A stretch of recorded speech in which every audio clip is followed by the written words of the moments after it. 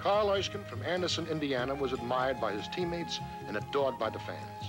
Erskine pitched 2 no-hitters, won 20 games in 1953, and set a record by striking out 14 Yankees in 1 game of the 1953 World Series. And he was blessed with the name that best suited the unique Brooklynese tongue, Ersk. Hey, Ersk, we're with you. Perfect segue to the next question, and we both deal with the New York Giants in 1951. One is, there was a huge article in the Wall Street Journal regarding the Giants' ability to steal signs, especially during that 1951 comeback, and that maybe gave them an advantage, perhaps an unfair advantage. Did it happen, and what was your feeling when you read that article? If you read my little book, there's a story in there about that game in which Thomson hit the shot heard around the world. And I just made reference in there that there was always a suspect that the Giants had stole the signs. And mostly that was always, that cry always came from the Dodger fans or the Dodger players. You never heard a Giant ever admit it. Right after that came this Wall Street Journal article when Sal Evars and even Bobby Thomson admitted, yeah, we had a telescope in center field, a buzzer rigged up, and we could see the signs and we could give the sign. Now, Branca, class gentleman, was the pitcher, you know, that threw the infamous home run. Ralph always privately, I never heard him say this publicly, he always cussed and said, no, it's dirty, no good, they stole the signs, you know. But he always followed that by saying, but, you know, you still have to hit the ball, I mean, even if you know it's coming. So he never made, he was never a crybaby about that. But it's true. Now, Willie Mays, I've been to some functions with Willie Mays, and Willie used to come over to me and he'd say, hey, Carl, we got your signs, buddy. And I just thought he was needling me, you know. But now it comes out that, yeah, they had a... So now, is that illegal or not? I mean, there's no rule broken. I don't think there's an ordinance in New York that says you can't have a telescope in a ballpark.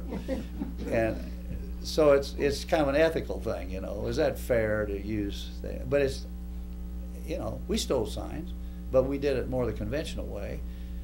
But I think nobody thought about putting a guy on a scoreboard for us. We might have done it. I don't know. but you know, it wasn't like it was breaking. It was more like, hey, that's not fair. But at the same time, if the catcher doesn't conceal his signs properly, the first base coach will steal them. Or if the guy's on second base, you got to have signs that decoy a lot, because the guy on second base, the base runner, can see the catcher's sign. And so you're always looking for ways to steal signs. And a pitcher gives away sometimes what he's going to throw away if he can read the ball, see how he holds it and all. So that's going on all the time. So this was a little piece of kind of mystique that happened in that famous game.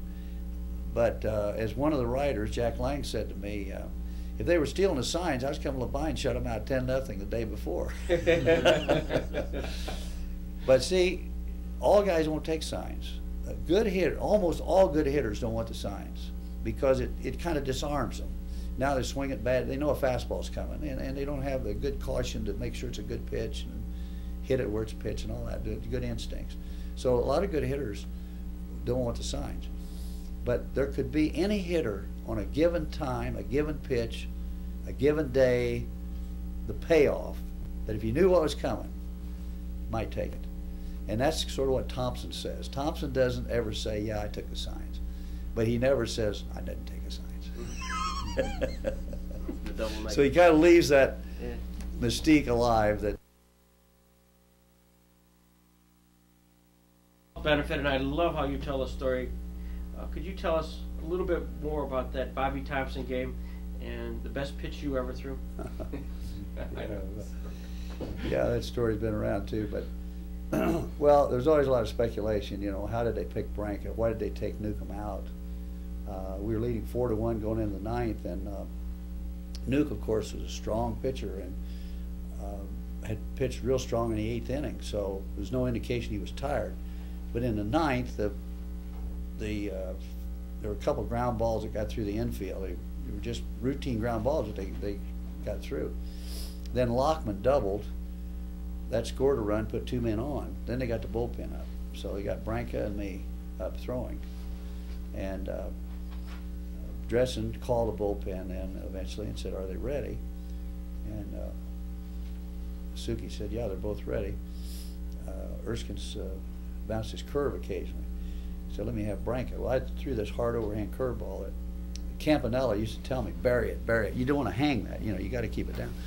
But it broke straight down, and to be a real good pitch, you just have to bury it right at the guy's shoes, you know, so you'd occasionally bounce one. Well, in the Polo Grounds, there's a huge amount of space from home plate clear back to the screen. It's a big area.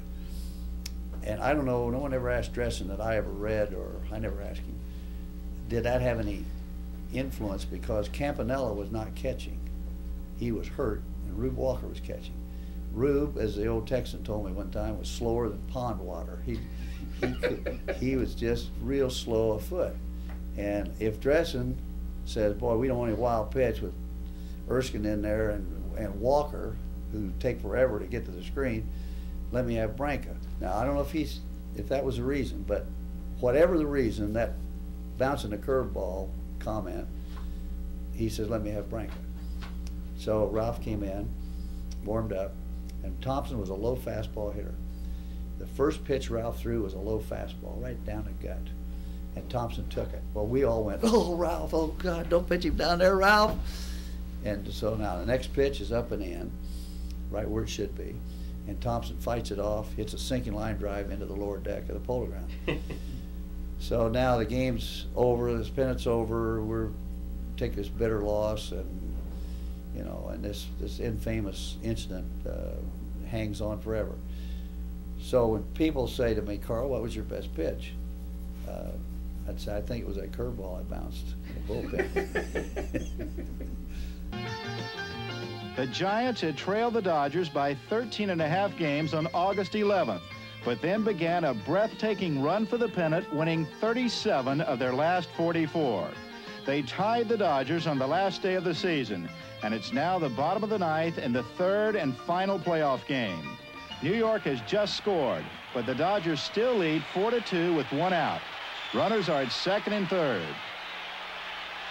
Dodger reliever Ralph Branca is pitching to Bobby Thomson, and baseball history is about to be made.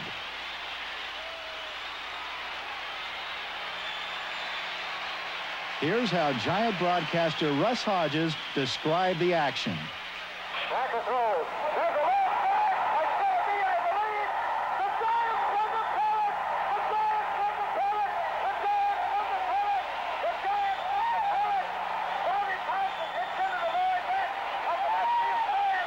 The Giants won the pennant, and they're going crazy. They're going crazy.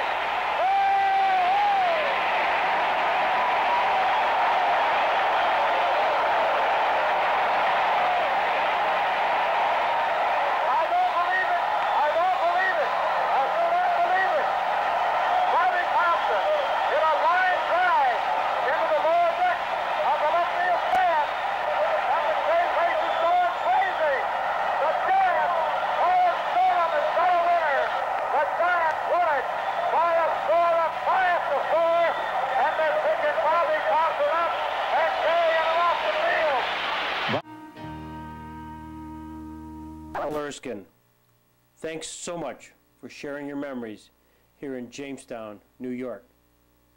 You clearly are a class act. Buddy.